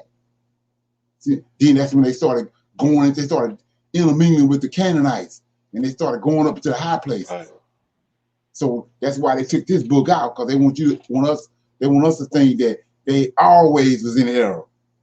They was from day one. They was always, messing up and disobeying the Most High. But they was in sync with the Lord during the time of Moses, Joshua, and Caleb, and Joshua. So they took that part of the story out and making us think Israel never was, they was flawed from the jump. Because that's a lie. Yeah. What about during the time of David? Yeah, David too. When David came, David brought them back to that. David brought them back, and then they call it kingdom years. And then right after that, Solomon came on the scene, and we know what Solomon did in his old age. Solomon went off. That's how they got split. That's how they ended up with it in two different nations because of Solomon. But when David came on the scene, David brought them back to what Moses and Joshua and Caleb and all of them had done. He brought them back to that. But no sooner than David passed, that was it. They started going downhill. And would it also be fair to say that when we had, righteous leaders, righteous judges, that we were keeping our laws and adhering to the word of the Most High? Right. Yeah. What he called, I was telling you last night, he called them rods. When he talking about a rod, Moses was a rod, David was a rod, Samuel was a rod. So that's what he means when he say he's gonna bring a man and all Israel got to pass under the rod. The ones that ain't right, that rod is gonna bring judgment on them. The righteous judgment that we was just talking about last night. What they did with Achan. They took Achan, his wife, and all his children out in the desert and burned them because he rooted out wickedness out of Israel. And He ain't doing that. Huh? And one of the kings that I was reading in Second Kings ended up gathering all the worshippers of Baal and putting them in the temple under the guise of saying that he was holding a great feast, and then he had every single last idol worshiper slave right then Yeah, and there. that was Josiah. Josiah. Yeah, Josiah. Josiah. Right. Like that's what that is Hezekiah, Jehoshaphat, Josiah. They was that's part of the promise that he got to David. That he said that he's gonna always bring a seed up like another David. You're gonna have some wicked ones, but then he's gonna always bring a righteous seed up like David that's gonna turn the people's heart back to the Most High. So that's who that is. Hezekiah was one. Jehoshaphat, Josiah, you know. And one more question before you jump back Solomon. into Joshua. I'm sorry. When it Go comes ahead. to them making sacrifices and burning incense in the high places, where are the high places? In the mountains. That's what I'll tell you. On every mountain, these fallen angels on the mountains. They up in the mountain. They up there. And before the Israelites came there from Egypt, these Canaanites going up there. That's their fathers. They was going up in the mountains worshiping these fallen angels. They fathers. And so after the Joshua and Caleb and all them, those men of those rods passed away, then they ended up succumbing to the Canaanites, and they ended up all up there worshiping. They taking the knowledge and the understanding that the Lord of hosts that gave them to worship Him. They taking that knowledge and the wealth that they had, going up in the high places worshiping the fallen angels. I mean, a prime example of that is Mount Hermon. The 200 came through the portal at Bethel, came through there into this dimension and went to Mount Hermon. Summit, upon a summit in Mount Hermon. It's fallen angels up there.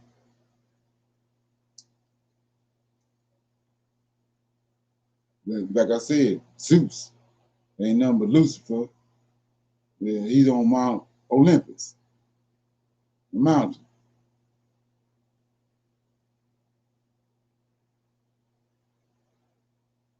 Okay. Anybody else got anything? Okay, I'm gonna read this right here, chapter 81. It's got some golden nuggets in here. That's the reason I'm reading it. This is another part of the story that they didn't tell us about what happened around the time when Moses showed up in Egypt, and then they left Egypt and went out to the Red Sea, and the Lord of hosts opened up the Red Sea. But there's information in between that they took out. So it says 81. I'm in Joshua chapter 81. And the children of Israel journeyed from Ramesses to Succoth, about 600,000 men on foot, besides the little ones and their wives. Also, a mixed multitude went up with them, and the flocks and the herds, even much cattle. And they sojourning of the children of Israel who dwelt in the land of Egypt in hard labor was 210. And at the end of the 210 years, the Lord brought forth the children of Israel from Egypt with a strong hand. And the children of Israel traveled from Egypt and from Goshen and from Ramesses and encamped at Succoth on the 15th day of the first month. Now here we go. This is what they didn't tell us. And the Egyptians buried all their firstborn whom the Lord had smitten, and all the Egyptians buried their slain for 3 days. And the children of Israel traveled from Succoth and encamped in Etham at the edge of the wilderness. And on the third day, after the Egyptians had buried their firstborn, many men rose up from Egypt and went after Israel to make them return to Egypt. See that? So like I was telling you, it's nothing new under the sun. That's what they're going to do in Ezekiel 38. That's how we know we're going to get reparations. They're going to same thing that happened in Egypt. They're going to give it to us, and then they're going to realize what they've done. And that's what Ezekiel 38 tell you. They're going to come back and try to take a spoil. So it says, 4. And at the end of 210 years, the Lord brought forth the children of Israel from Egypt with a strong hand. And the children of Israel traveled from Egypt and from Goshen and from Ramesses and encamped in Succoth on the 15th day of the month. And the Egyptians buried all their firstborn whom the Lord had smitten, and all the Egyptians buried their slain for 3 days. The children of Israel traveled from Succoth and encamped in Etham at the end of the wilderness. And the 3rd day after the Egyptians had buried their firstborn, many men rose up from Egypt and went after Israel to make them return to Egypt.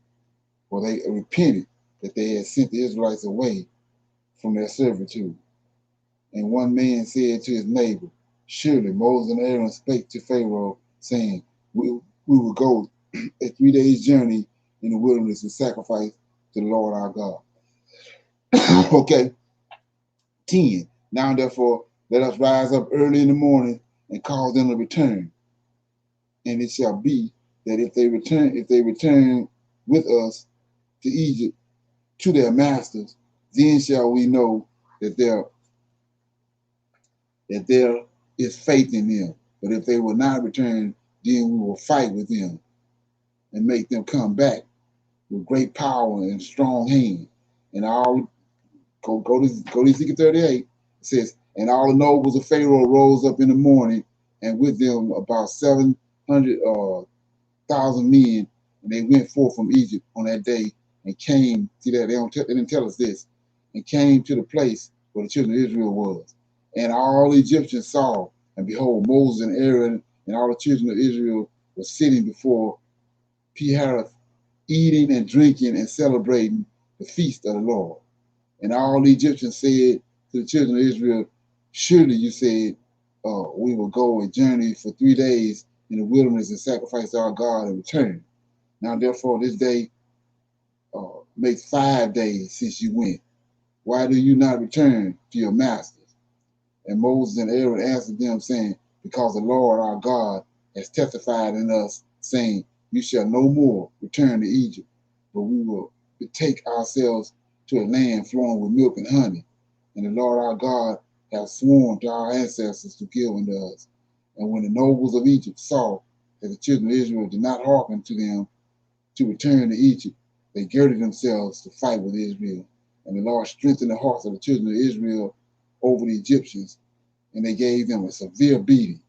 And the battle was sore upon the Egyptians, and all the Egyptians fled from before the children of Israel, for many of them perished by the hands of Israel.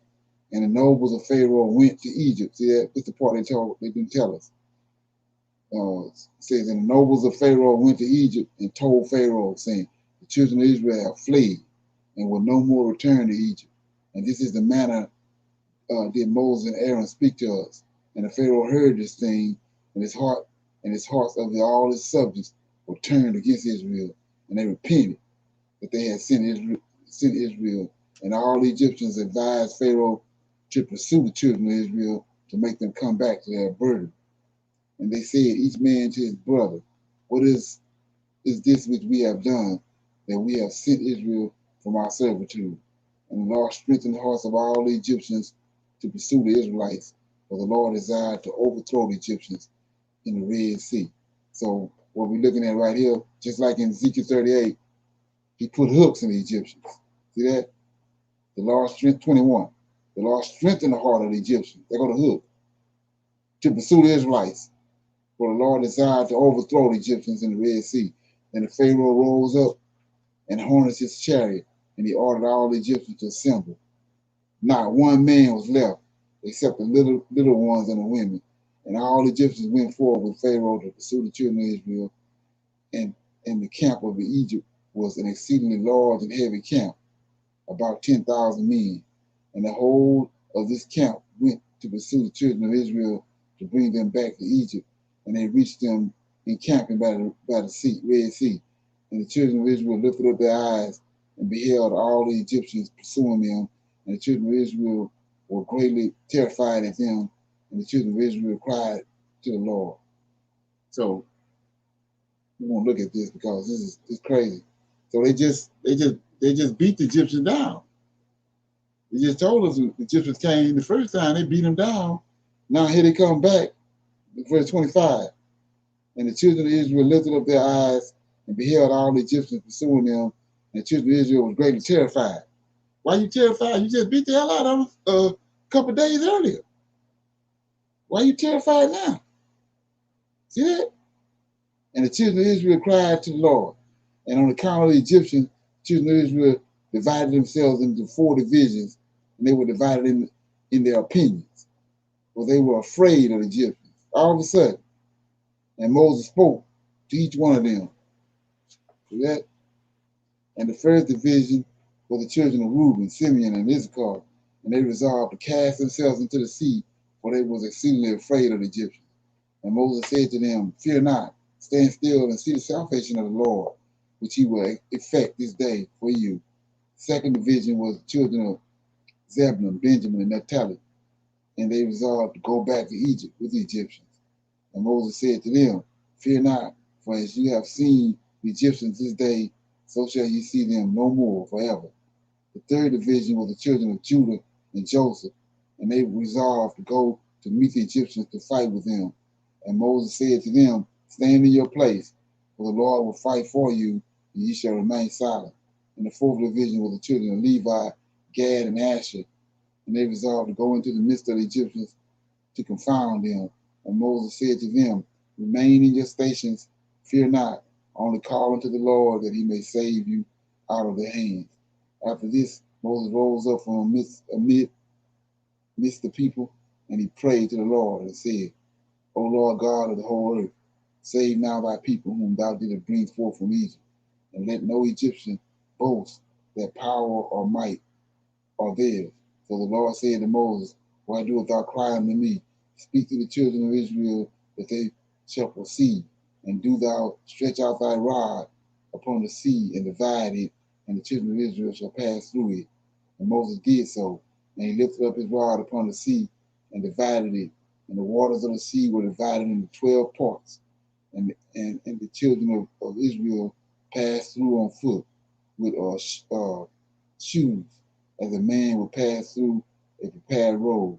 And the Lord manifested to the children of Israel his wonders in Egypt and in the sea by the hands of Moses and Aaron.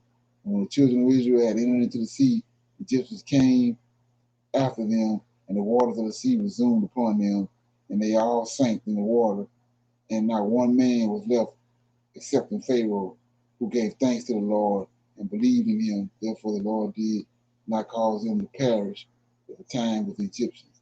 And the Lord ordered an angel to take him from amongst the Egyptians, who cast him upon the land of Nineveh, and he reigned over it for a long time. And on that day the Lord saved Israel from the hands of Egypt. And all the children of Israel saw that the Egyptians had perished, and they beheld the great hand of the Lord in what he had performed in Egypt in the sea. Then sang Moses, here we go. Then sang Moses and the children of Israel this song unto the Lord on the day when the Lord had caused the Egyptians to fall before them. And all Israel sang in concert, saying, I will sing to the Lord, for he is greatly exalted. The horse and his rider has cast into the sea. Behold, it is written in the book of the law of God. After this, the children of Israel proceeded on their journey and encamped in Marah, and the Lord gave to the children of Israel statutes and judgments in the place of Marah, and the Lord commanded the children of Israel to walk in all the ways and to serve him. And they journeyed from Marah and came into Edom, and in Edom were 12 springs of water and 70 date trees, and the children encamped there by the water. And they journeyed from Edom and came to the wilderness of Sin on the 15th day of the second month after they had departed from Egypt. At that time, the Lord gave the manna to the children of Israel to eat, and the Lord caused food to rain from heaven for the children of Israel day by day. And the children of Israel ate the manna for 40 years, all the days that they were in the wilderness until they came to the land of Canaan to possess it. And they proceeded from the wilderness of Sin and encamped at Elish. And they proceeded from Elish and encamped in Redem. And when the children of Israel were in Redem, Amalek, the son of Eliphaz, son of Esau, the brother of Zephano, came to fight with Israel. And he brought with him 801,000 men, musicians and conjurers, and he prepared the battle with Israel in Rephidim. And they carried on a great and severe battle against Israel, and the Lord delivered Amalek and his people into the hands of Moses and the children of Israel, and into the hands of Joshua, the son of Nun, the Ephraimite, and the servant of Moses. And the children of Israel smote Amalek and his people at the edge of the sword, but the battle was very sore upon the children of Israel. And the Lord said to Moses, write this thing as a memorial for thee in a book, and place it in the hand of Joshua, son of Nun, thy servant, and thou shalt command the children of Israel, saying, when thou shalt come to the land of Canaan, thou shalt utterly efface the remembrance of Amalek from under the heaven. So that's where he used Saul for. But Saul didn't carry out like he's supposed to. So 57, Moses did so, and he took the book and he wrote upon it these words, saying, remember what Amalek has done to thee in the road when thou wentest forth from Egypt, who met thee in the road and smote thy rear, even those that were feeble behind thee, when they were faint and weary. Therefore it shall be, when the Lord thy God shall have given thee rest from all thy enemies around about, in the land which the Lord thy God giveth thee for an inheritance, to possess it, that thou shouldest blot out the remembrance of Amalek from under the heavens. Thou shalt not forget it. And the king who shall have pity on Amalek, or upon his memory, or upon his seed, behold, I require it of him, and I will cut him off from among the people. And Moses wrote all these things in a book, and he enjoined children of Israel respecting all these matters. So we know what happened. Saul did show him favor, and the Most High cut him off. That's what brought David on the scene. Okay, so that was Joshua chapter 81. Anybody have any comments on that before we get out of here?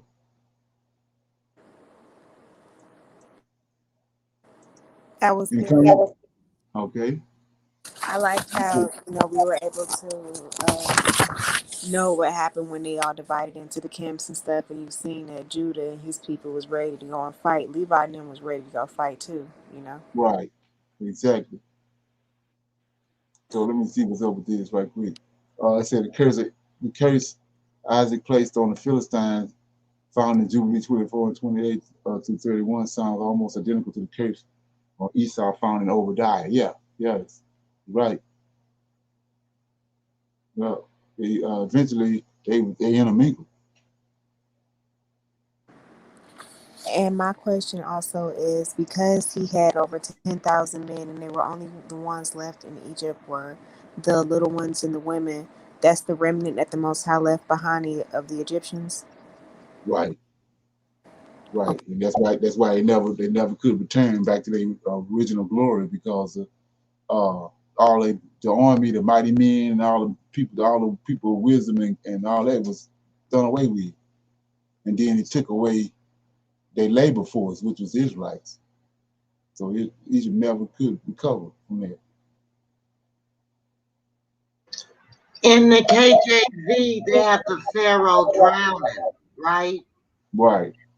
So they said, and what we just read, an angel took the Pharaoh somewhere. Took him to Nineveh. Nineveh. Right. So do that do something to you when you read that? Yeah, it let us know that when we get drawn out again, the Most High is He's gonna fight for us, and it is a repeat of Ezekiel 38. And it's gonna all come back to play.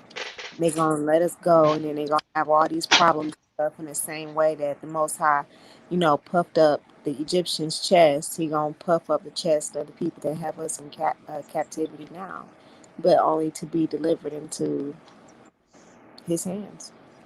Right. Exactly. Yep. So go back and break down that part where Israel supposedly beat them, because I'm not looking at the scriptures myself right now. But Oh, the okay. part where Israel beat them and then they got scared. What was the wording again? Was it according to their own opinion, or when you was reading that part? Let me get it right quick.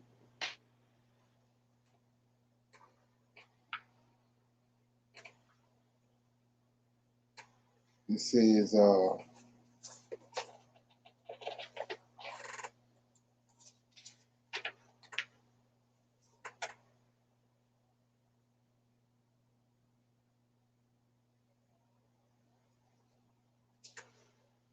Yeah, it says in um,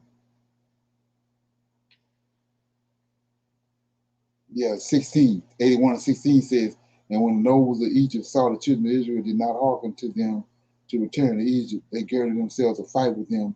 But then 17 says, the Lord strengthened the hearts of the children of Israel over the Egyptians, and they gave them a severe beating. And the battle was so afraid upon the Egyptians, and all the Egyptians fled from before the children of Israel, for many of them pursued, many of them perished by the hands of Israel. So I see what happened, right? I see what happened now. So it says, uh, in 16 it says, when the nobles of Egypt saw that the children of Israel did not hearken to them to return to Egypt, they girded themselves to fight with them. So again, 17 says, and the Lord, see that? Michael strengthened the hearts of the children of Israel over the Egyptians. So he strengthened them. But down here, he setting the Egyptians up. So you get to 24, 23. All Egyptians went forth with Pharaoh to pursue the children of Israel, and the camp of the Egyptians was an exceedingly large and heavy camp, about 10,000, about 100,000 men. And the whole of this camp went and pursued the children of Israel to bring them back to Egypt. And they reached them and camped by the Red Sea. And the children of Israel lifted up their eyes, and behold, the Egyptians pursuing them.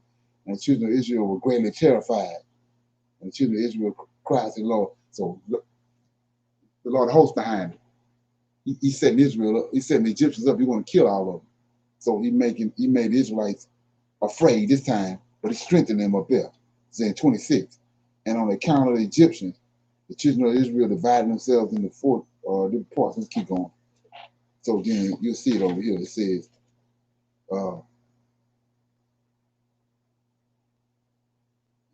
uh, 35.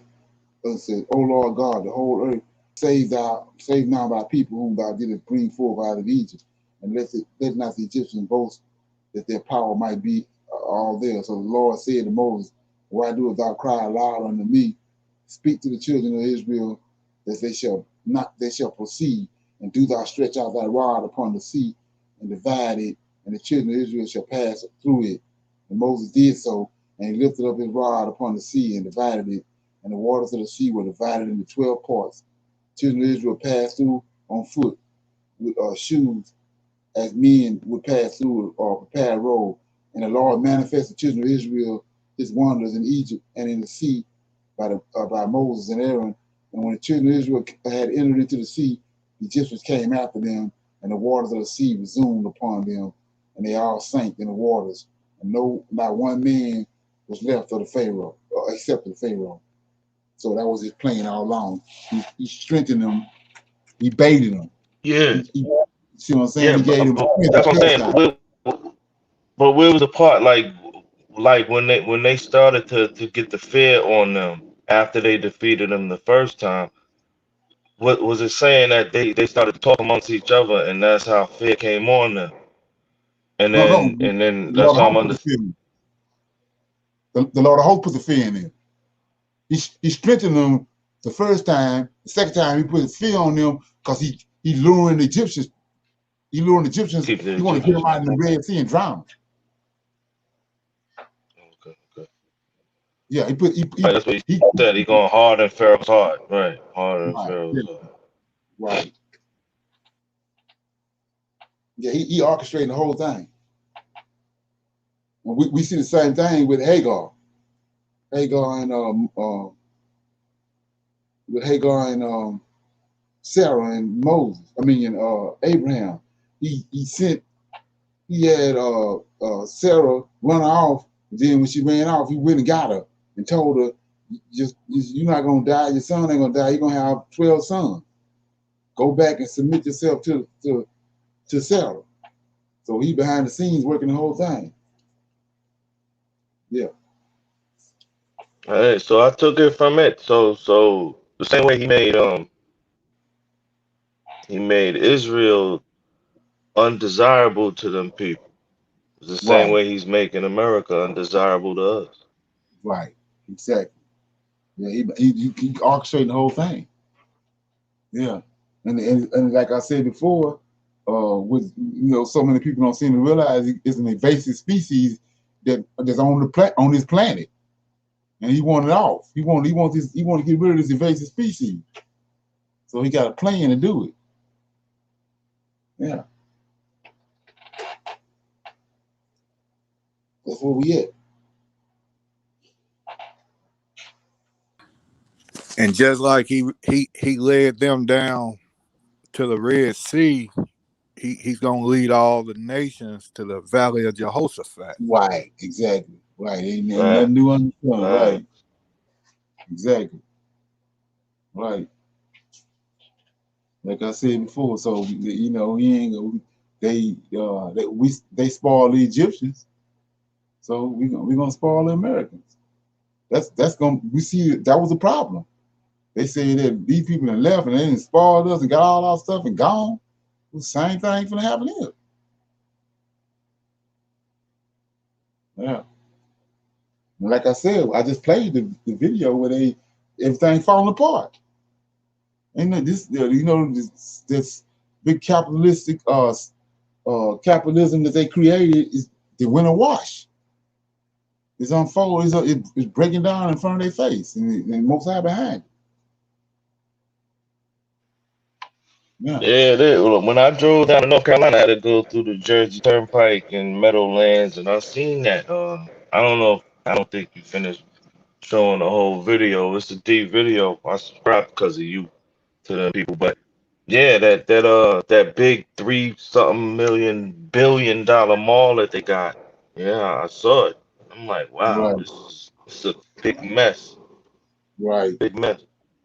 And it's And that's done. that's the I goal. think they just built it in 2019, Right. and now they already filing bankruptcy. They can't deal with it. Right. They hiding all that, but it's like I said, it's gonna come to a head. Like they say, it's a big bubble, and when it bursts, yeah, it's gonna be hammer time. Yeah. Is this something? Anybody else got anything? Yeah. So we had 2 hours and 8 minutes. So uh, shut it down right here. Let's see. I do Good have a class. question. Okay. The things that are happening over in Afghanistan, it's almost like a cleansing of the land. Do you think that's what's happening? Well, myself, I think it's those Edomites behind the scenes. They want a war. They're trying to bring about a war. You know, just I like I said, concur. that's how they do. They keep on talking about a reset. Well, that's part of the reset. That was a reset when they brought Hitler on the scene. It was a reset when they brought uh Napoleon. They bring about war to reset to bring all the people that came into their own. That's how they bankrupt everybody and get all the money back again, start over again. That's how they do it through war. They bring somebody, fund somebody, bring them on the scene, and then cause all this damage all over the world, and then they come back and rebuild everything, and they get all the money. But like I said before, it ain't working this time because the Most High is, we're in the midst of a Moab time appointed, so it ain't working. Yeah. Thank you. Okay. Hey, don't these So Edomites got a bomb called a Moab? call it what? They got a bomb. They got a bomb called a Moab. I ain't never heard that one. Yeah, I it's wouldn't. called a Moab. The Moab bomb. Yeah, it's the mother of all bomb. It's called Moab. Okay, it's Israelis got it America. America. America. I think Trump is the one who released it over there. So. Okay. Yeah, I'm gonna Google it when I get off here. See what's up with it. Yeah. Yeah, check it out. It's crazy. Okay. Yeah, so I'm gonna see y'all tomorrow at 9 o'clock in the morning. All right. Shalom. Shalom, Shalom. everybody. Shalom. Shalom. Shalom. Shalom, everyone. All right.